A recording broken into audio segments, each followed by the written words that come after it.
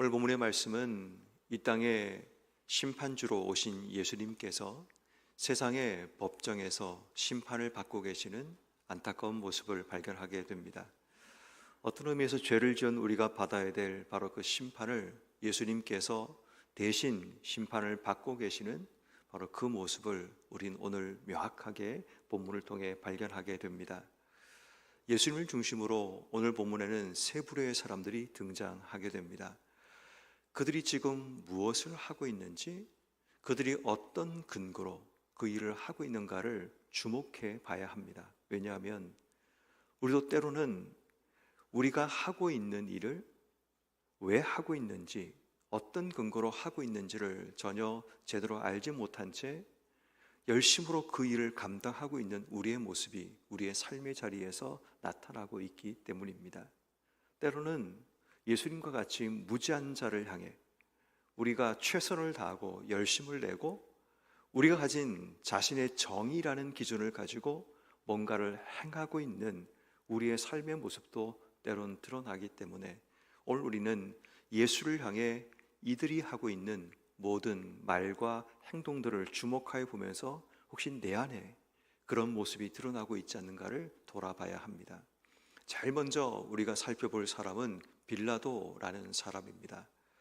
그런 사람을 죽일 권한을 가지고 있고 살릴 권한도 가지고 있는 재판장입니다.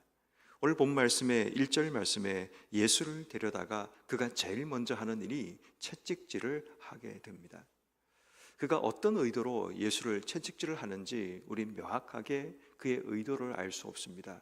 그렇지만 그는 자신이 가지고 있는 생각을 가지고 예수를 채찍질을 하게 되고, 그리고 그가 결론적으로 4절 말씀에 보라, 이 사람을 데리고 너희에게 나오나니 내가 그에게서 아무 죄도 찾지 못한 것을 너희로 알게 하려 함이다 라고 얘기합니다.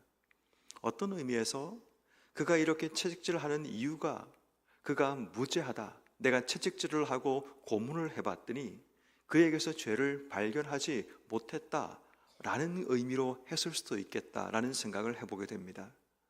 중요한 것은 그런 무죄한 자에게 채찍질을 했고, 그리고 그가 무죄하다라고 자신의 생각을 드러내게 됩니다. 그런데 사람들이 그 생각을 받아들이지 않습니다. 그랬더니 그가 하는 행동이 6절 뒷부분에 보면 너희가 친히 데려다가 십자가에 못 박으라, 나는 그에게서 죄를 찾지 못하였노라 라고 얘기하면서 그가 예수에게서 죄를 찾지 못했다는 자기의 생각을 다시 한번 드러내면서 너희가 십자가에 못 박으라는 이 말은 너희가 이 모든 일에 책임을 지라는 책임을 전가하는 모습을 우리가 보게 됩니다. 무죄한 자에게 채찍질을 하고 자신이 분명히 죄가 없다는 사실을 알고 있음에도 불구하고 그 책임을 누군가에게 전가하고 있는 그런 빌라도의 모습을 보게 됩니다. 그러다가 7절 말씀에 유대인들이 예수가 하나님의 아들이라고 말하는 그 말을 듣고 8절 말씀에 그가 두려움 속에 빠지게 됩니다. 그리고 예수님께 너는 어디서로부터 왔느냐라고 질문을 합니다. 그리고 9절, 10절 말씀에 그의 착각이 드러나게 되죠. 내가 너를 놓을 권한도 있고 십자가에 못 박을 권한도 있는지 알지 못하느냐라고 이야기를 합니다. 세상의 재판장이 섰다고 자신이 어떤 권한을 가지고 있다라는, 살리고 죽일 수 있는 권한이 있다라는 착각에 빠지는 거죠. 내가 힘을 가지고 있다는 이유로 내가 마치 하나님처럼 누군가를 죽일 수도 있고 살릴 수 있는 그런 권한을 가지고 있다라는 그런 착각 속에 빠져 있는 빌라도의 모습을 알게 됩니다. 그리고 빌라도가 12절 말씀에 예수를 놓으려고 힘을 썼다라는 것을 보게 됩니다. 그렇지만 사람들에 의해서 결국 그가 굴복하게 된다는 것을 보게 됩니다. 빌라도는 알면서 범죄하는 사람입니다. 자신이 무죄하다는 사실, 예수가 무죄하다는 사실을 알았고 그 나름대로 일정 기간 동안 일정한 노력을 하는 모습을 발견하게 됩니다. 그렇지만 결국 현실 앞에서 타협하고 또 착각하며 인생의 삶을 살아가는 한 부류의 모습을 보게 됩니다. 어떻게 보면 세상에서 힘을 가진 자들의 모습이 자주 이렇게 살아가는 모습을 보게 됩니다.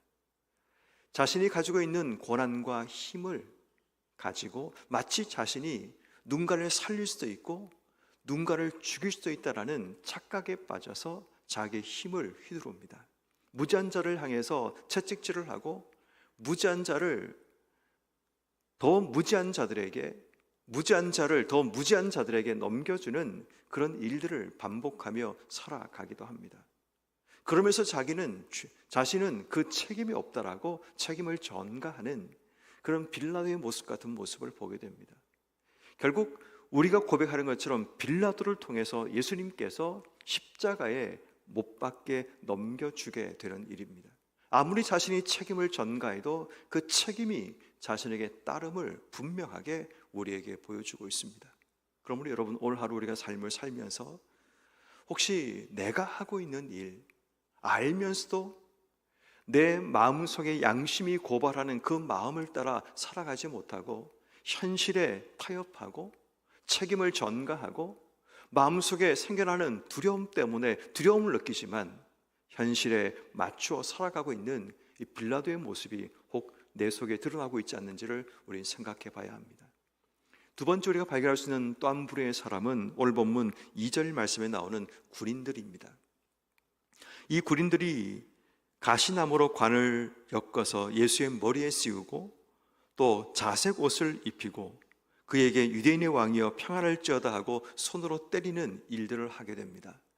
지금 이들이 하고 있는 행동은 예수님을 조롱하고 모욕하는 행동입니다. 그런데 이들이 이렇게 하는 이유가 뭔가 하면 그들은 예수가 누구인지를 알지 못하고 예수가 누군지를 알지 못하니까 자기 눈에 보이는 한 사람의 죄인으로 예수를 보게 되는 거죠. 그가 죄를 지어서 이곳에 왔고 자신은 응당, 자신이 해야 될 역할을 감당한다라는 그 생각을 가지고 예수님을 향해 가혹행위를 하고 있는 겁니다. 무지한 자들이 자신이 하고 있는 일이 무엇인가를 알지 못하고 결국 그들의 무지함이 예수가 누구인가를 알지 못하게 그들의 눈과 귀를 막아버렸고 결국 그들은 누군가를 향해 악한 행동을 하면서도 그 일이 악한 것이 아니라 당연히 할 일을 한다라는 착각 속에 자기 일을 하는 겁니다. 결국 우리 인생의 무죄함이라는 것이 지금 내가 하는 일을 정당화시키게 되고 지금 내가 하는 일이 잘못되었고 문제가 있음에도 불구하고 문제의식을 느끼지 못하고 그 일을 통해서 자신의 행복을 찾고 그 일을 통해서 자기의 기쁨을 찾아가는 안타까운 삶이 드러나기도 하는 겁니다. 세 번째는 오늘 본문에 나오는 대지상들과 아랫 사람들, 유대인들의 모습이 오늘 본문에 또 한 부류의 모습으로 나타나게 됩니다. 6절 말씀에 보니까 이들이 예수를 보고 소리질러 십자가에 못 박으라고 소리를 치기 시작합니다. 지금 이들은 재판장인 빌라도를 지금 위협하고 그들이 하고 있는 이런 소리침과 그 행위를 통해서 지금 빌라도의 판단을 지금 바꾸려고 하고 있는 그런 모습을 보게 되죠. 7절 말씀에 보니까 유대인이 대답하기를 우리에게 법이 있으니 그 법대로 하면 그가 당연히 죽을 것이다 라고 얘기합니다. 다시 말해 지금 유대인들과 대제사장들이 이런 행동을 하는 이유가 뭐냐면 자신들의 법, 자신들이 가지고 있는 기준을 가지고 예수님을 재단하였고 판단하였고 이미 재판을 끝낸 상태입니다. 이 사람은 신성모독죄로 그는 죽어야 되는 사람이라는 자신이 이미 정해놓은 기준을 가지고 지금 예수님을 지금 향해서 소리치고 있는 모습을 보게 됩니다. 심지어는 12절 말씀에 보니까 빌라도가 예수를 놓으려고 하니까 소리를 질러 이러기를 이 사람을 놓으면 가이사의 충신이 아니다 라고 얘기하고 자기를 왕이라고 하는 자를 가이사에게 반역하는 것이라고 반역죄까지 지금 씌우고 있는 모습을 보게 됩니다. 예수가 자신을 왕이라고 얘기한다라고 얘기를 하면서 자신이 왕이라고 얘기하면 반역죄가 아니냐, 근데 그 반역죄를 놓아주게 되면 당신도 가이사에게 반역하는 거 아니냐라고 지금 빌라도를 위협하고 협박하고 있는 이 사람들의 모습을 보게 됩니다.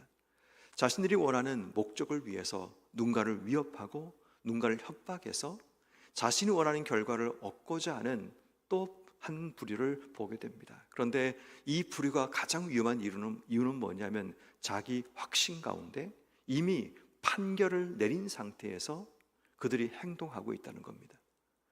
이미 자신들의 답은 나왔습니다. 이 사람은 죽어야 되는 사람이라는 판결의 결론을 가지고 그들이 그 일에 앞장서고 목숨을 걸고 그 일을 하고 있습니다. 심지어는 세상의 재판장까지 그의 판결과 그의 생각을 바꾸기 위해서 노력하고 애쓰는 바로 한 부류의 사람을 보게 됩니다. 어쩌면 우리가 사는 세상에도 이러한 부류의 사람들이 사회 각곳에서 자신들의 생각과 뜻을 드러내면서 예수와 같이 무지한 자를 향해 어쩌면 우리의 삶의 행동을 하고 있는지도 모르겠습니다. 오늘 우리는 어떻게 살아가고 있습니까? 우리가 하는 행동과 우리가 지금 벌이고 있는 그 모든 일에 어떤 기준을 가지고 그 일을 하고 있는가를 봐야 합니다. 내가 알지 못해서 혹시 내가 하나님께 범죄하고 있지 않는지, 내가 알면서도 내 양심과 싸우면서 우린 그 일을 하고 있지 않는지, 아니면 내가 이미 세워놓은 법과 기준을 가지고 이미 결정을 내린 상태에서 그 결정을 이 땅 속에 관철시키기 위해서 내가 지금 뭔가를 행하며 살고 있지 않는지 우리 모습을 돌아봐야 합니다. 우린 자주 알지 못해서 범죄하기도 하고 알면서도 현실 앞에 타협하며 범죄하기도 하고 때로는 내가 이미 세워놓은 결론을 가지고 하나님 앞에 범죄하기도 하며 살기도 합니다. 그러므로 여러분, 올 하루 우리가 지금 하고 있는 행동과 우리의 판단과 우리가 지금 하고 있는 모든 것을 어떤 기준으로 하고 있는가를 돌아봐야 됩니다. 정말 예수를 믿고 사는 우리에게도 그 기준이 세상적인 기준, 자기만의 기준을 가지고 자기만의 법에 따라 혹시 내가 판단하고 결정하고 누군가를 정죄하고 미워하고 분노하며 인생의 삶을 살고 있지 않는지 우린 돌아봐야 됩니다. 너무 확실한 자기만의 기준이 드러나다 보니까 그 기준들이 자꾸만 세상 속에 갈등과 분쟁을 만들어내는 그런 형국으로 치닫는 모습을 보게 됩니다. 그럼 여러분, 오늘 하루 우리는 내가 지금 내렸던 모든 판단들, 내가 지는 기준들을 다 한번 내려놔야 됩니다. 지금 내가 누군가를 향해 정죄하고 판단하고 있는 모든 생각들을 내려놓고 하나님께서 우리에게 무엇을 말씀하는지, 우리의 가장 중요한 기준과 판단의 가장 중요한 근거는 하나님의 말씀과 그분의 뜻이어야 합니다.